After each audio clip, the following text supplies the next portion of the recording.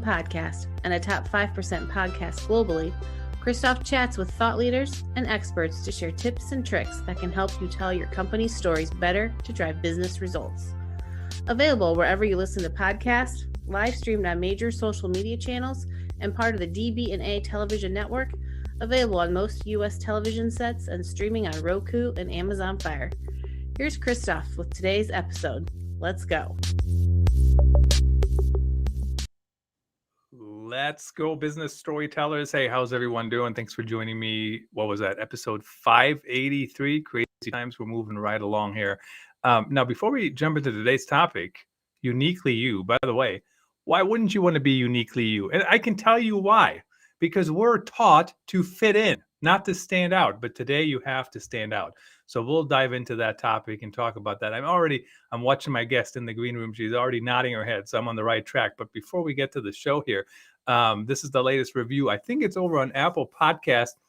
Don't know what to tell you about their screen name. Smiley face, blushy face, crap emoji, right? Content really annoying to people. So, but either way, I love the variety of guests and the powerful storytelling lessons. Really appreciate all the reviews. If you like the podcast, if you like the show, head on over to wherever you want to. Honestly, you can head on over to Amazon. You can head on over to Apple Podcast, Spotify, and where else? Podchaser, everywhere. Just Google it. Wherever you listen to the show, leave me a review. Really quickly, the latest book is out. It's Marketing a Good Career. I really hope you check that out. Put a lot of effort into that book, trying to share value with you as you are considering whether or not you should go into marketing. And the answer, of course, is it depends on what are you good at, what do you want to do with your career. So let's get to today's guest, Adrienne Sheares. She's a social PR coach, helping leaders unleash their expertise. I'm not going to get into a monologue here about everybody screaming, I'm not an expert. There's way better experts. There always is. There's always better athletes. There's always better podcasters. There's always better writers.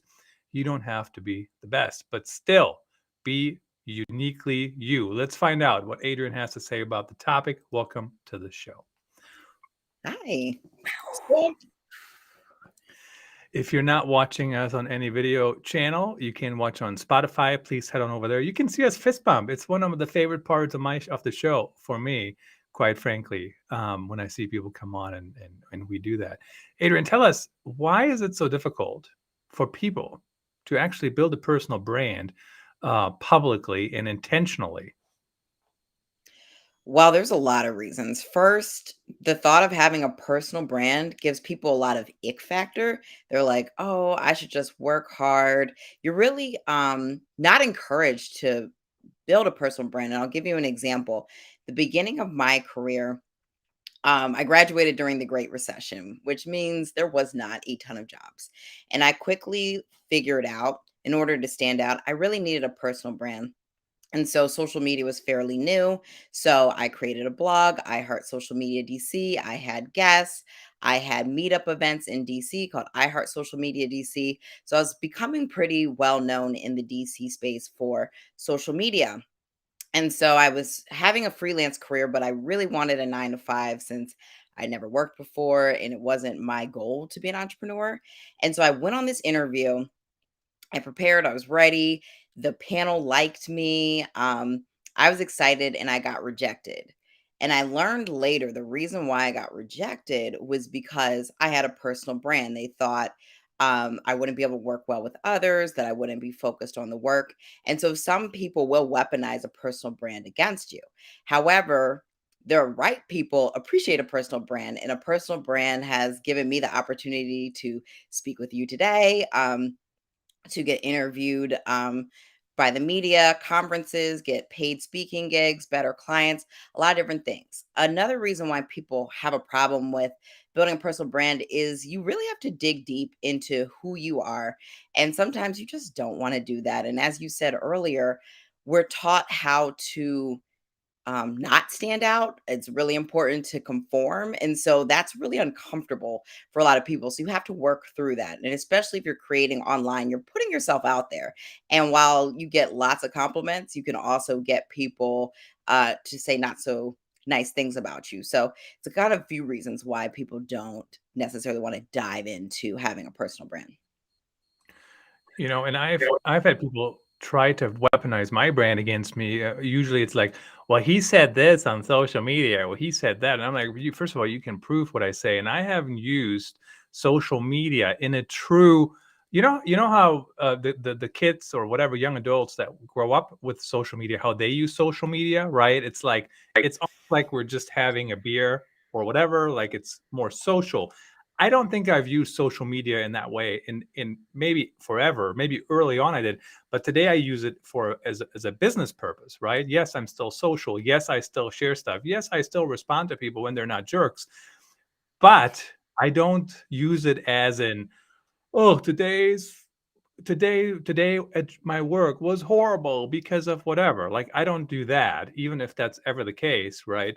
So I think people have to figure that out. But let's kind of dive into, why do people weaponize your brand against you, and how do you decide that you want to actually move forward from that?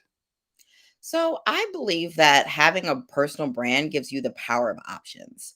So I think it's one of the best investments you can make. We're seeing right now a lot of people are being laid off.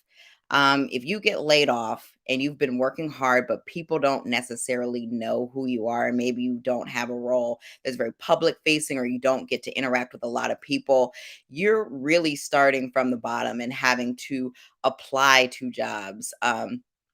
If you don't have a network, it's really hard. And so I think why people weaponize is because, like I said earlier, you have options. You'll have people in your LinkedIn asking, "Hey, would you like to consult for this? We'd like you to speak at this. We'd like you to apply to this job." Or they may just not ask you to apply and come in. So if you have options, if an employer or someone's treating you poorly, person with options, like, I don't need this. But if you're in fear because, oh gosh, if I don't have this, I have to now go through rounds and rounds of interviews. I have to apply cold. Nobody wants to do that. The hiring process is terrible. I've been ghosted more times than I care to admit. I probably wouldn't need a job if I got paid for every time I was ghosted by a recruiter after the third or fourth round. And so it's options. For me in my career, I've worked in social media marketing, and I've been pivoting to be the social PR coach and helping people increase their brand and unleash their expertise, as I like to say, so they can be a thought leader and get the opportunities they're looking for, whether that be better clients, consulting, speaking, whatever their goals are. So having options in this time is a little bit dangerous for people who operate in fear. Don't get me started on the hiring process of some companies. I just saw a TikTok maybe yesterday, and this woman, she says, I had 5 rounds of interviews, and here's how many hours that was. And she goes, by the time we got to the fifth one, I'm thinking, if it's this stressful before I even work there, like, do I really want to work there? Is it going to get any better? Probably not, right? So at some point, you kind of have to figure out what you want to do. I also think for me, I've had a full-time job most of my career, um, and other than when I focused on something else there for a little while, but it wasn't a huge amount of time. But it has always helped. It has always helped to build a brand, from learning different things, from meeting new people like you and I are meeting. I'm hearing what you're saying, I'm learning stuff. And without building my own brand, I wouldn't get there. But how do we decide, what are we going to do? What's our brand? And then how do we build it? I mean, not everybody loves to hop on a podcast and just chat, right? Not everybody loves to write blog posts. Not everybody loves to do whatever. How do you determine what are the best ways for you to do that? That's a great question. And I will say I'm a little biased because I do like hopping on podcasts, and I do like writing blog posts, and I do like speaking at conferences. So if you don't like doing any of those things, um, I'll be honest, I'm not entirely sure how you build a brand. But I will say how you decide is, what do you want? And if you decide I want something of control more control over my career and my narrative. And I think what a lot of people's hesitation of building a personal brand is, you think you now have to be a creator, that you have to post on social media every day, that you have to create videos all the time. You don't need to do any of that. You can really just start with LinkedIn and saying who you are, who you serve, and what your value is. And before you do any of that, I like to do some exercises in asking myself a bunch of questions. Simple. Who are you? And I also like looking at what have people have told me in the past and what are those common themes. One thing I've heard a lot of is, I look at things differently. And no matter what I've done, whether it's PR, social media, in house, or whatever, the reason why I frequently get hired is because I approach things differently or I see things differently than anyone else.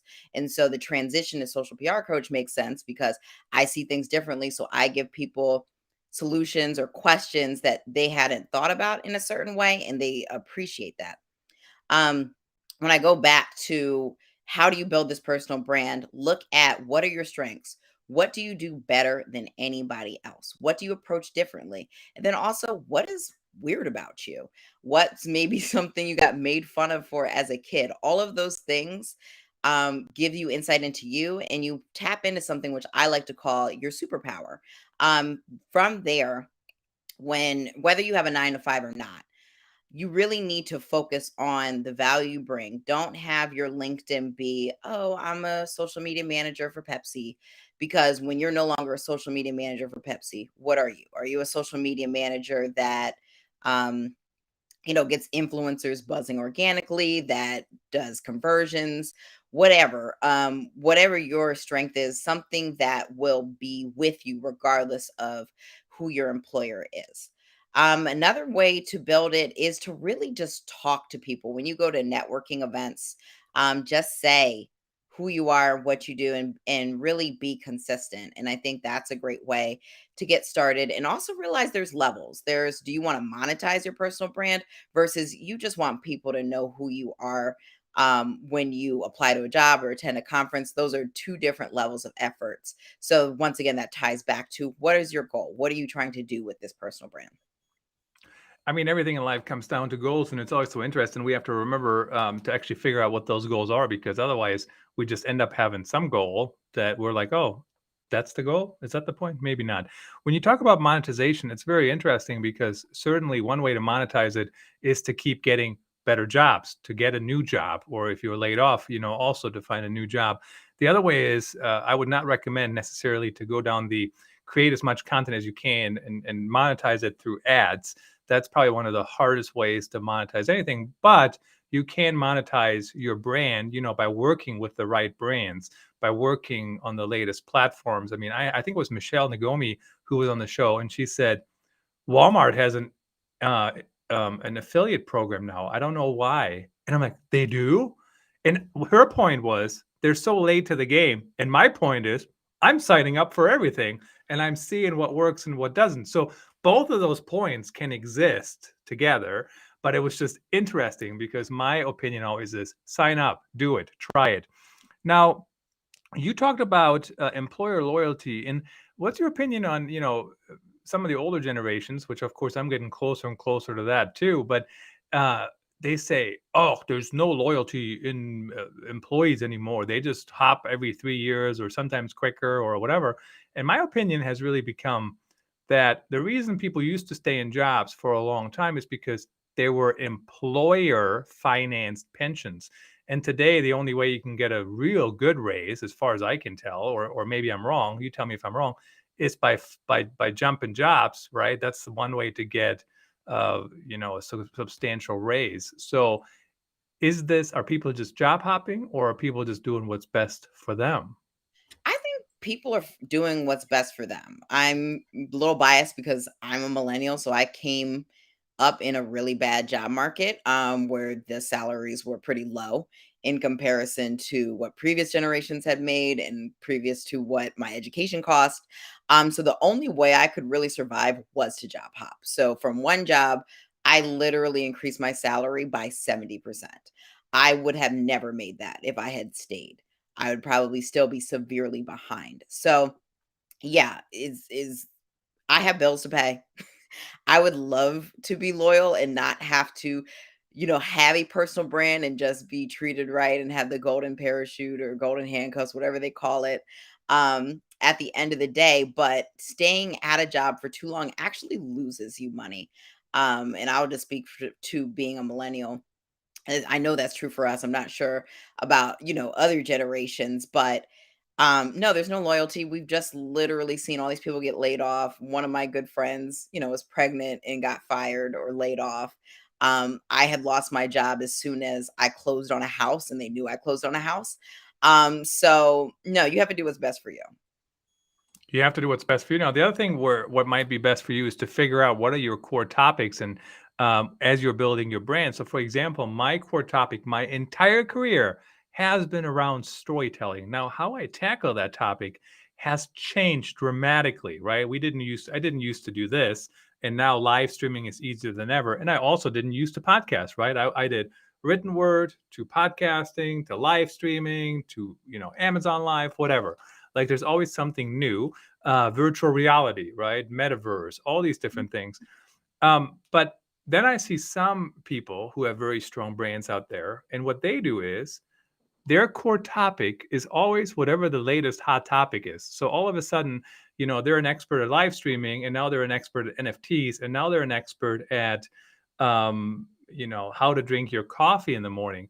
How would you recommend that people figure that out? I mean, should you be hopping trends like that, or should you stay close-ish to a core topic that you always follow? That's a great question. I think it really depends. Which is like every marketer's favorite answer. So for me, I'm not a big hop on trends, every single trend, because that's really not my personality. I don't like having to keep up with the Joneses and, oh my gosh, this is the new thing, AI, NFT. And I'm more like you. I like the core, but also within the different nuances or trends or whatever, you can still have a core. So I'm thinking I was reading a book and they had showcased the author of the 4 hour work week. And apparently he has like, 4 hour diet, or it's a bunch of 4 hour different things that aren't related to necessarily working or entrepreneurship.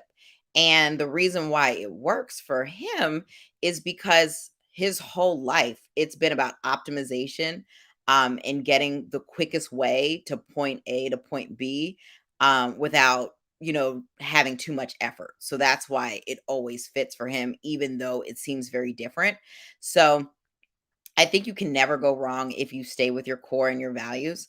As I've said, I've pivoted several times, more within the realm of social media. So it's not like completely different. But the thing that grounds me is a bit of the storytelling, a bit of understanding audience, and creative problem solving. So that always is at my core, regardless of whether I'm doing interviews or trying to understand audiences better or create content or how I approach my consulting. All of those 3 things are generally always there. Yeah, and that's kind of interesting. You always have to figure that out and think about what you want to do. And I actually do like to hop on trends, but I always tie them back to whatever it is that I'm working on, right? So if it's Right. story, like if it has to be, if I'm talking about NFTs, it has to tie back to storytelling one way or another. So, for example, why do you have NFTs as your Twitter picture? Like, how is that helping build your brand? I mean, as far as I can tell, it's some unrelated monkey that I've never seen before, right? So, and I know we've had people on the show that explain all this to me, but I'm just saying. So it always has to tie back those to those different things. As people are thinking about building their brand, how do they know it's the right time? I'll give you an example. So if you get laid off, the right time to build your brand, certainly you can start right then, but the right time to build your brand was actually, years earlier. But how do you know it's the right time? If you're in a cushy job and everything is going great, whatever, like what would prompt you to think it's the right time to start this? I think it really depends on your personality. My motto is stay ready so you never have to get ready. And having a personal brand when you don't need one is really great. And I'll speak to when I lost my job. I'm very money conscious. I like to save money. I like money coming in. And so when I lost my job, it was like, holy crap. And spending money on maybe headshots or, blog hosting or whatever I needed to do, I didn't necessarily want to do. But when I started getting more clients, that's when I started investing in the different things that I assessed that I needed for my personal brand. And I call that, and if it's you have an employer, in this example, I say that that's funding your future. So you already have all the things in place. And when you're stressed out, because let's be real, if you lose your job or you lose some income, that's a very stressful situation. Especially if you live like in the United States and there's not like a large safety net. You don't have, what is that word? You don't have health insurance. If health insurance is tied to your employment, that's a lot. And so if you already have that personal brand, that just takes one thing off your plate. Yeah, absolutely. And I like the term funding your future. And I think about it like that too. I was just looking at last year's budget for this whole production. And, I really don't do a lot of advertising. And I'm thinking, why don't I? Is there a reason I should do that? Should I target certain audiences with some advertising? And, YouTube advertising, for example, is relatively cheap and you can promote these shows after they go live. Now, we do want to take a quick break here and mention to you, not that I need it today because Adrienne is really keeping things moving along, but I drink these Alanis all day long, probably too long than I should. But you can just click, you can scan that link, and it takes you right over to Amazon. I don't know if do you need energy drinks or no? I don't, Probably because not. I won't be able to fall asleep. It would be terrible. And that is the problem that I face some days when you have too many. So, but certainly it's only 11:30 Central Time here. Now, it's interesting. My brand certainly has evolved. Right now, we have on-air reads of energy drinks with QR codes. And how do you know how people react to your brand? I mean, I'm thinking about when I was a journalist back in the print days, only basically. One person calls and complains about your article, and 80,000 people didn't call. And all of a sudden, that one person just gave the community answer to that it's a horrible article. So, how do you actually know if something is good or bad? That's a good question. Well, I'm from the era of social media, so that's kind of how I have done the pulse of, well, first I tie it back to goals. What is my goal? So last year I wanted to do more speaking. And so I did a series of things, of videos, posts, to kind of showcase that I can speak and can be engaging as a speaker. And so I started getting booked for podcasts and conferences and paid speaking gigs. So from there, and it continues. So I say I'm successful. And then I also get feedback. Another way you can do it is by testing out messaging. That's what I like to do when I go to networking events. And I really see what resonates with people. And so there'll be certain words or certain stories that people are like, oh, yes, like I get this, or, they really latch onto it. And so then I try it somewhere else and it's a keep going. So it's a lot of test and learn, going with your gut. Another is being really self aware of who you are. And I, will just toot my own horn and have good emotional intelligence so I can read people pretty well. If you don't have that skill, really getting feedback from those that you trust. And my suggestion is that a lot of people have opinions and everyone's opinion's not right. The opinions that matter the most to me are the people who respect me, and that I respect as well. So then I can kind of trust that feedback a little more than someone who may not have any respect for what I do. They'll be like, oh, personal brand, that's stupid. Well, that's not the right person I need to be talking to. So those are a few ways on how I gauge, but it's really a giant test and learn, pick yourself up and try again. Absolutely. Test things, try things. And the other thing is, I would recommend, I couldn't pull it up quick enough here, the mom test. And it really talks about how do you ask better questions. So instead of saying, hey, Adrienne, do you love my haircut? Do you love it? Of course, you're not going to say, Christoph, that's the ugliest thing I've ever seen. Really appreciate you coming on the show, sharing your insights really quickly. You can also, my day job, foxpopme.com. You can use that for video research and ask your community, what do you think about this? What do you think about that? And basically what it does is you get a video response back. Adrienne, in the last 40 seconds here or so, tell us, who should reach out to you? Who are your perfect clients? And once again, really appreciate you coming on the show. Thank you. I work with nonprofits, B2B, and people who should reach out to me are people who have some expertise that would just like to unleash it. So you have a point of view and you would like to get speaking engagements, promotions, you want a better brand, call me. And you can find me at. That's a wrap. Thanks for tuning in. Please rate and review our show on your favorite podcast channels. And don't forget to share this episode with your networks. We appreciate you. Until next time, let the best stories win.